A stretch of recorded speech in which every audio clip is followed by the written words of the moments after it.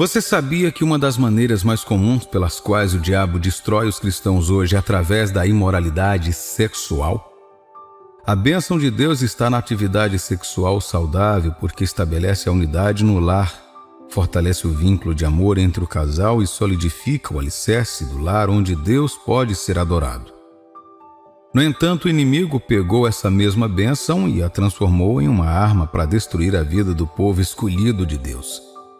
Veja, sempre que o Filho de Deus faz sexo ou qualquer atividade sexual fora do casamento, isso é chamado de pecado de imoralidade sexual ou adultério. O diabo usa esses pecados como portais para entrar em sua vida e destruí-lo. Não devemos ignorar seus artifícios, mas ao contrário, conhecê-los e nos opor a eles.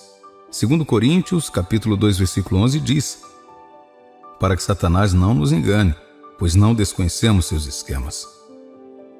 Veja, por que esse assunto é muito sério? A palavra de Deus nos diz que quando nos tornamos filhos de Deus, nos tornamos um com Jesus em espírito. E não apenas isso, nos tornamos parte de seu corpo. Portanto, o que quer que você faça, está implícito que uma parte de Cristo está fazendo isso. Isso está dizendo algo a você agora? Não é de admirar que Paulo, escrevendo para a igreja em Corinto, disse que era indescritível pegar seu corpo, que agora era um membro ou parte do corpo de Cristo, e se juntar a ele em sexo com uma prostituta. 1 Coríntios capítulo 6, versículo 16 diz: ou não sabeis que o homem que se une à prostituta forma um só corpo com ela? Porque, como se diz, serão os dois uma só carne. Se você duvida de alguma coisa nesta vida, querido cristão, por favor, nunca duvide da palavra de Deus encontrada na Bíblia. Todos podem apresentar sua própria opinião sobre o texto escrito e o que acham que está errado com ele, e porque sua própria perspectiva pode ser melhor, mas não caia nessa. Há uma verdade que dá vida às páginas da Bíblia e está disponível para todos que abrirem seus corações para ela. Se você quiser ver falhas, Satanás irá mostrar falhas, mas se você confiar no Espírito da palavra, você encontrará vida nela. Estou dizendo isso por causa do atual assunto em discussão. Muitas pessoas virão até você com uma desculpa ou razão pela qual não há nada de errado, não apenas com a imoralidade sexual, desde que seja consensual, mas com muitas outras coisas contra as quais a Bíblia nos adverte. Você deve saber que tal pessoa, não importa quão legal ela seja, não está falando pelo Espírito de Deus.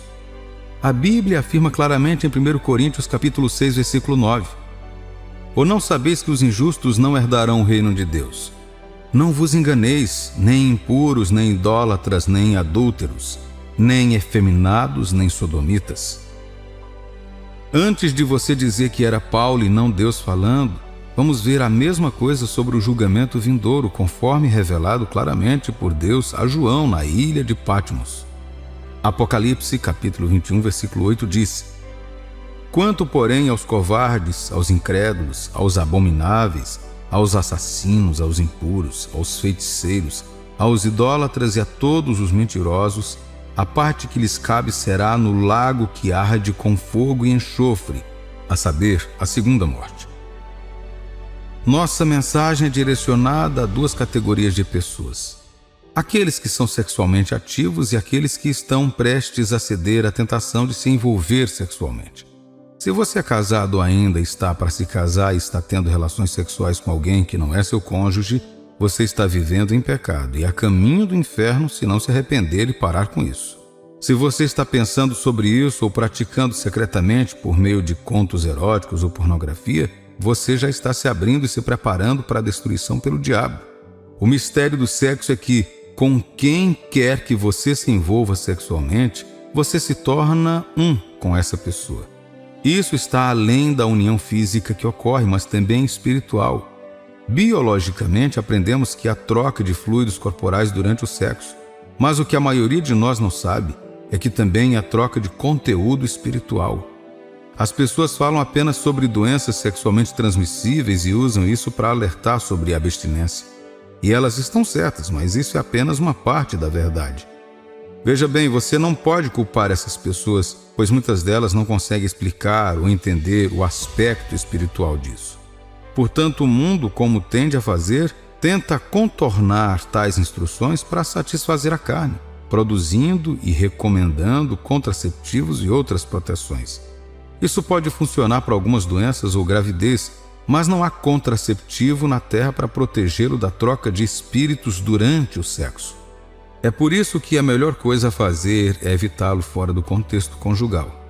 Esta mensagem é especificamente para os cristãos por causa de sua posição com Cristo. O incrédulo está pior porque já está espiritualmente morto e a imortalidade sexual é um modo de vida. Ele já precisa de Cristo, seja ele sexualmente imoral ou não. Não faz diferença porque sem Cristo em suas vidas, eles também estão a caminho do inferno. No entanto, para o cristão da fé, isso é diferente. O diabo já governa a vida do incrédulo, mas Cristo governa na vida do cristão. Para que Satanás faça o que quer em sua vida, ele introduz coisas que permitem que você se abra para ele. Quando você cai nessas tentações do diabo, ele usa isso como um meio para atacar sua consciência, seu destino e algumas das bênçãos de Deus em sua vida. Há uma razão pela qual ele é chamado de acusador dos irmãos. Ele é quem te lembra continuamente do pecado que você cometeu e porque você não é mais querido por Deus ou bom o suficiente para ser salvo. O objetivo dele é mantê-lo derrotado até que você pare de seguir a Cristo e ele se torne seu Senhor. Quantos cristãos se afastaram de Deus hoje? Não por causa dos pecados que cometeram sozinhos, mas por causa dos ataques que o inimigo fez em suas consciências através das brechas que esses pecados criaram. Você deve ter cuidado, querido cristão. Se você tem vivido um pecado sexual, não espere mais para parar com isso. Considere isso como um sinal de Deus para que você tome essa atitude. Ou talvez você tenha feito isso e esteja confiando em Deus para parar, pois você não sabe como fazer. Certifique-se de prestar atenção até o fim desta mensagem. Isso também é para você. Reunimos este material em espírito de oração, confiando em Deus para ajudar todos os que ouvem a experimentar o poder salvador de Deus para se libertar da imoralidade sexual. Os pecados sexuais são armas destrutivas que o inimigo usa contra os cristãos porque ele sabe que quando alguém que é da fé entrega seu corpo a um parceiro com quem não é casado, ele polui seu corpo. E por que isso é um pecado grave?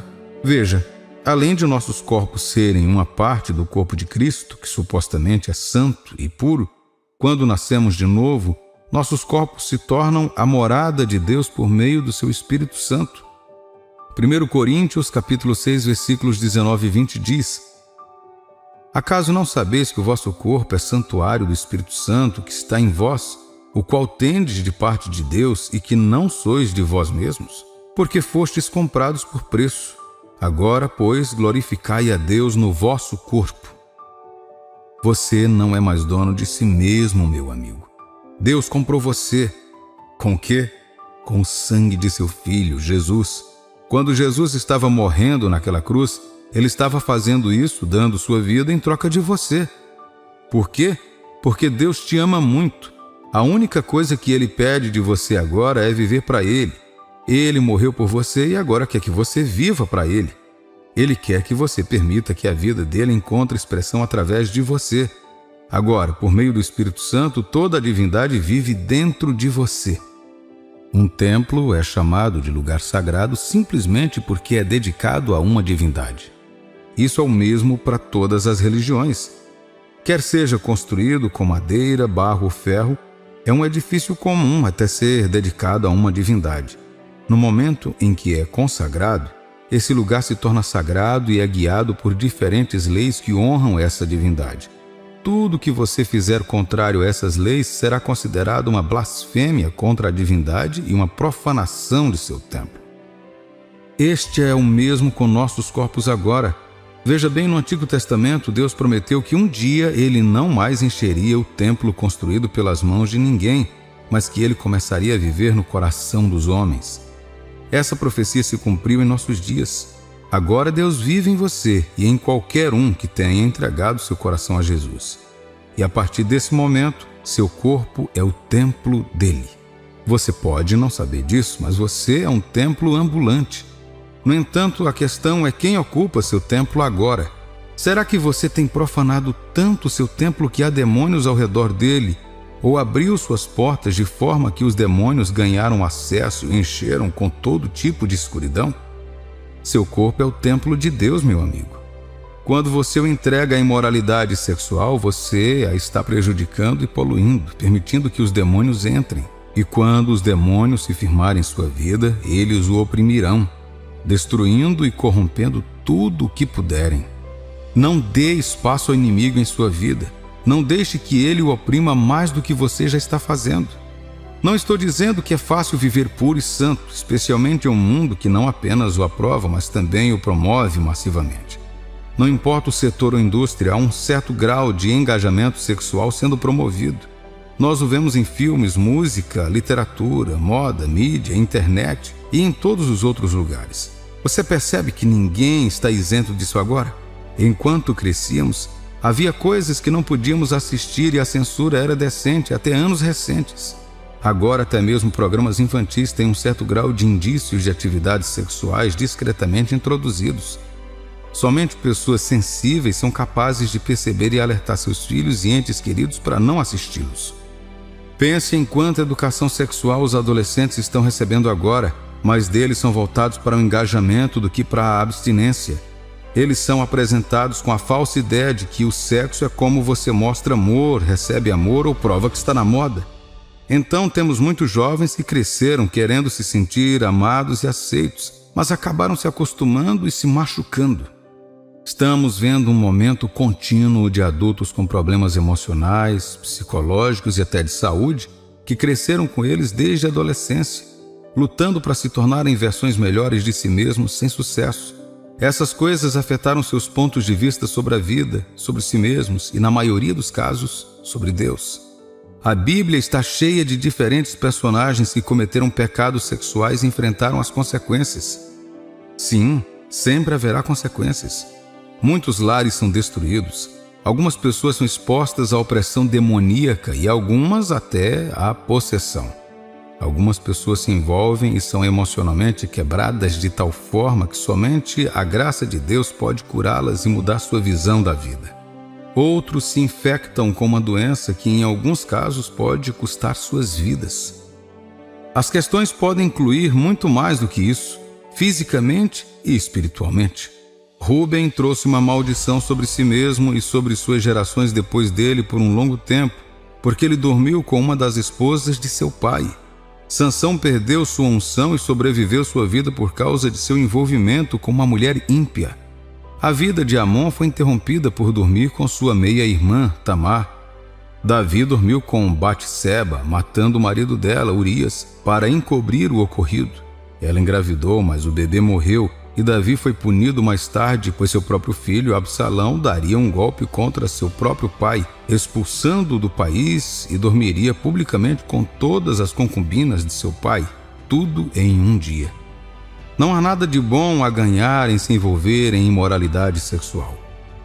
Sim, você pode ter alguns momentos de prazer, mas o que você faz com as coisas que foram trocadas depois que todo o prazer evapora? Como você lida com a culpa sabendo que pecou? Como você vive com o fato de ter desonrado o templo de Deus e não poder entrar no céu dessa maneira? Meu amigo, é hora de dizer chega ao diabo. Tome uma posição e volte-se para Deus para que o inimigo não te engane até que você se encontre onde nunca imaginou que estaria. Se você deseja lidar com esse pecado que o inimigo está usando para destruir os cristãos, aqui estão algumas maneiras úteis. Reconheça que você está em pecado e em seguida volte-se para Deus em arrependimento. Você pode mentir para todo mundo, mas o maior mal que pode fazer é mentir para si mesmo. Você nunca pode mentir para Deus porque Ele te conhece mais do que você mesmo. Então, se você está falando sério sobre sair da armadilha do pecado sexual, primeiro você deve ser honesto consigo mesmo. Admita que você está em pecado e desobediência e então volte-se para Deus. Não é hora de fugir de Deus ou da igreja. Corra para Deus. Ele te quer porque Ele é o único que pode te consertar. A Bíblia diz que Ele é fiel e justo para perdoar todos os que vêm a Ele confessando seus pecados e confiando nele para ajudá-los a superá-los. Ao vir a Deus, peça a Ele para libertá-lo desse espírito de imoralidade sexual e purifique sua vida de todos os resquícios do seu passado. Comece a se alimentar com a verdade da palavra de Deus. Nossas vidas são definidas por tudo que acreditamos sobre nós mesmos. Se você ouvir o suficiente que é um animal sexual que não pode fazer nada sobre seus impulsos, logo acreditará que é quem você é. Porém, a Bíblia já diz que você é uma nova criatura e não é mais escravo do pecado. Portanto, o pecado não dominará mais você como fazia quando você não era salvo. Esse tipo de descoberta o capacita a aprender, a aceitar quem você é e a se opor a qualquer coisa que queira mudar isso. Quanto mais você se alimenta e fala a palavra de Deus sobre si mesmo, você se livra do antigo e assume a nova identidade, com uma nova capacidade de resistir ao diabo enquanto se mantém firme no que Deus diz. Não se envolva e evite gatilhos. Gatilhos são coisas que levam sua mente de volta ao seu pecado. Não para torná-lo culpado, mas para tentá-lo novamente. É aqui que está a verdadeira batalha. Portanto, para se libertar, evite coisas, shows, amigos, livros, músicas ou qualquer coisa que desencadeie impulsos sexuais durante o processo de recuperação. Quanto mais você mata a luxúria, mais fraca ela fica até morrer. Isso não é e nunca será uma coisa da noite para o dia, mas através da consistência e da graça de Deus você pode chegar lá. José não ficou perto da esposa de Potifar porque sabia o que ela planejava, então fugiu dela. Você não deve tolerar o pecado sexual ao seu redor. Na verdade, é o único pecado do qual a Bíblia pede que você fuja. Comprometa-se com uma vida de oração. Existe uma ligação direta entre a oração e a santificação. Quanto mais você orar, tanto em particular quanto coletivamente com outros cristãos, mais inclinado e capacitado você estará para a santidade e libertação dos pecados sexuais. Essas verdades são úteis e farão bem se você se comprometer com elas. Eu encorajo você a ser sincero com Deus e intencional sobre ser livre. Essa é a única maneira que isso acontecerá para você. É minha oração que o poder de Deus o liberte da escravidão de Satanás, dando-lhe uma fuga da armadilha da destruição. Em nome de Jesus, amém.